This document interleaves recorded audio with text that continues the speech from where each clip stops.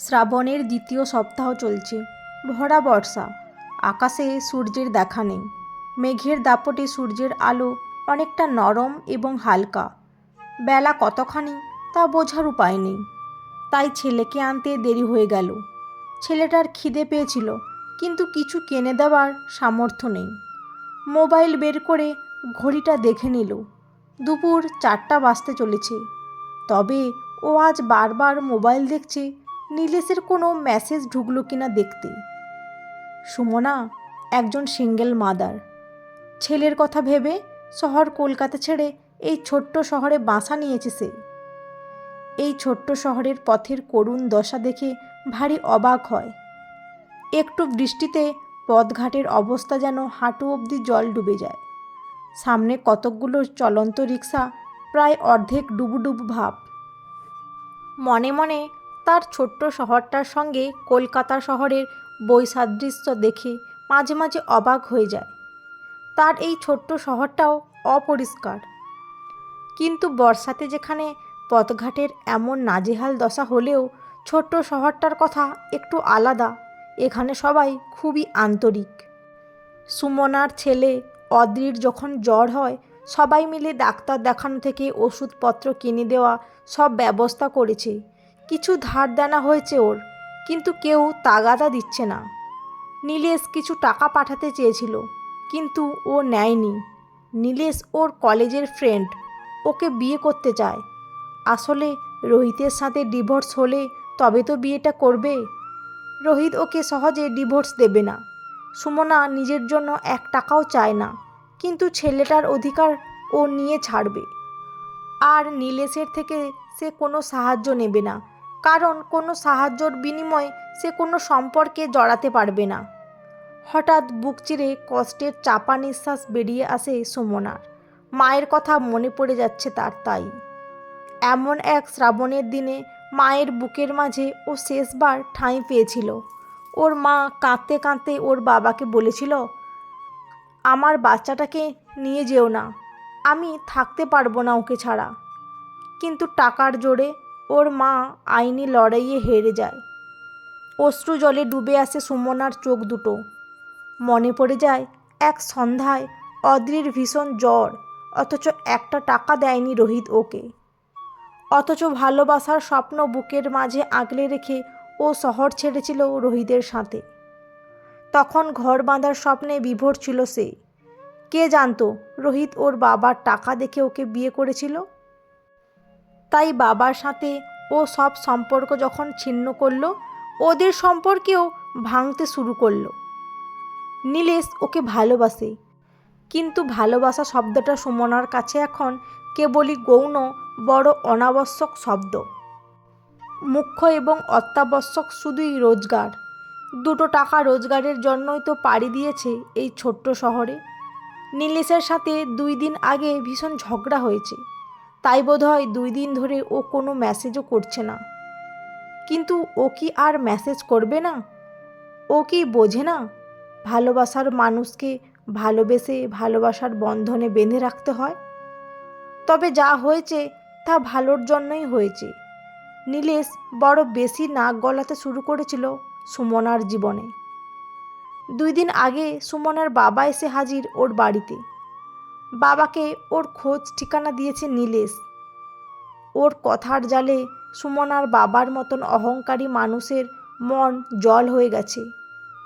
অদ্রি হবার সময় সুমনাদের অবস্থা খুব খারাপ হয়ে গিয়েছিল। ওনার কাছে সাহায্য চাইতে গেলে উনি বলেছিলেন ওনার কাছে ওনার মেয়ে মৃত।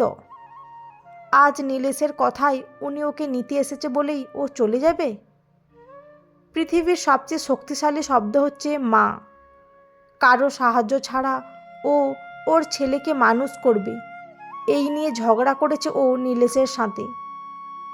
অনেক কথাও শুনিয়েছে নীলেশকে। ভাবনার পর্দায় আচমকা ছেদ পড়ল। ওর বাড়ির সামনে লাল রঙের একটা বড় গাড়ি। গাড়িটা ওর খুব চেনা। ঘরে ঢুকেই ও দেখল রাহুল ওর মা বাবাকে নিয়ে হাজির হয়েছে। রাহুলের মা ওকে জড়িয়ে ধরে চুমুটুমু খেয়ে বলল, এত কিছু হয়ে গেছে, তুই আমাকে বলিসনি কেন মা? তোর কাকিমা কাকু তোর কাছে পর হয়ে গেল?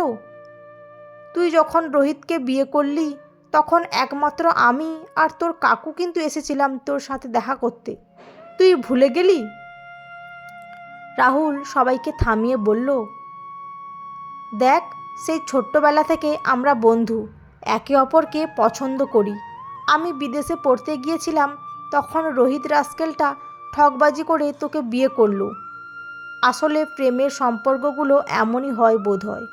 প্রেম ভালোবাসা নামে আসলে আমরা যোগ্যতম সাথী খুঁজি।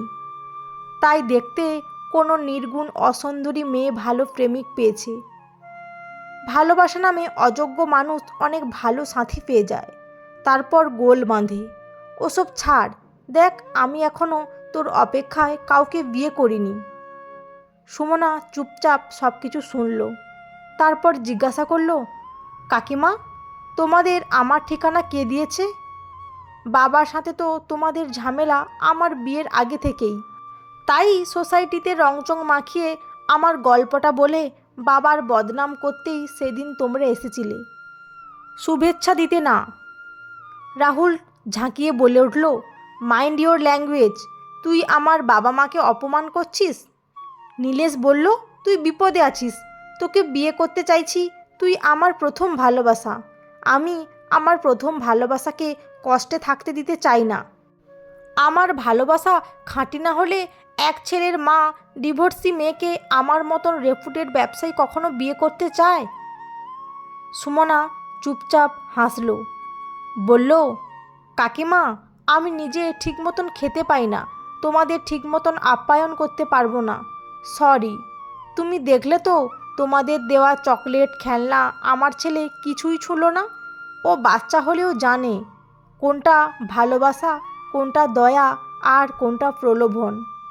আমি ওর মা হয়ে কি ওটা বুঝতে পারবো না?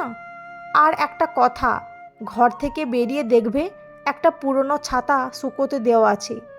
ওটা আজ থেকে 15 বছর আগে এমন একটা শ্রাবণের দিনে নীলেশকে ব্যবহার করতে দিয়েছিলাম আমি। ও এখন বিদেশে চাকরি করে। এই ছোট্ট বাড়িটা ওর জমানো পয়সায় কেনা। এই ঘরে আমি প্রথম ঢুকেছি মনে হয়। ঘরে ঢুকে ওই আলমারিটায় কিছু বই আর ওই ছাতাটা পেয়েছিলাম। ও কোনো দিন বলেনি ও আমাকে ভালোবাসে। হ্যাঁ, এবার বলেছে, শুধু তুমি আমাকে তোমার যোগ্য মনে করলে আমাকে বিয়ে করতে পারো। তবে যদি তোমার ছেলে আমাকে বাবা হিসেবে মেনে নেয় তবে।